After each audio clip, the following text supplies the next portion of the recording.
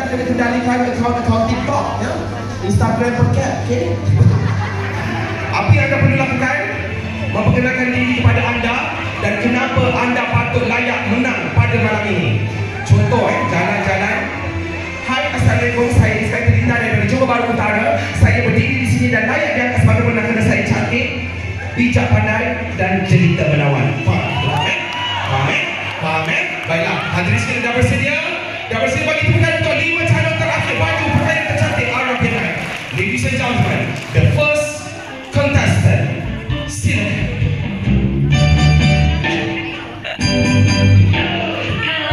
Kejap. Belum. Jangan begini. Cuma jangan ke depan je saya cakap. Saya gitu. Tak payah gini.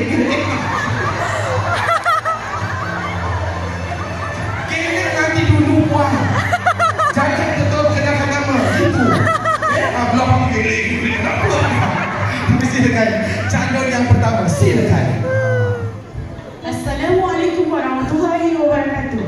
Saya Nur Faiza Vidya Harun, wakil dari IPD MUA. Layak memenangi wanita tercantik adalah kerana saya wanita pilihan syurga.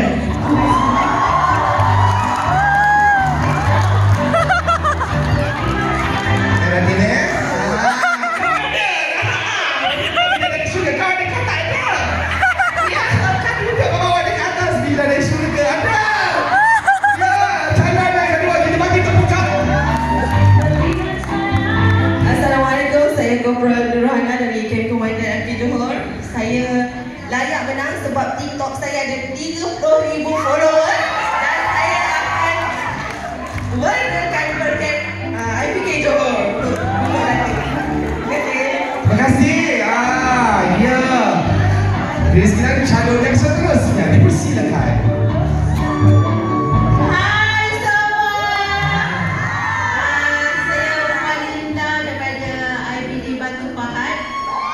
Saya rasa saya layak menang malam ni sebab saya wanita lindungan Kaabah.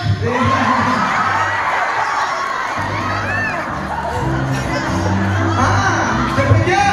Pemenangannya. Hai semua, macam rencana panel. Hai semua, apa khabar? Panel kat sini gitu Hai, silakan. Assalamualaikum dan selamat malam semua.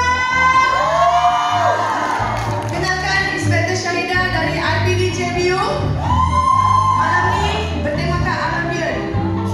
So saya merasakan saya layak menang pada malam ini kerana saya adalah wanita yang strong. We are the woman. Cakap? Power of woman. Okay, the power of woman. Saya layak menang. Saya Terima kasih.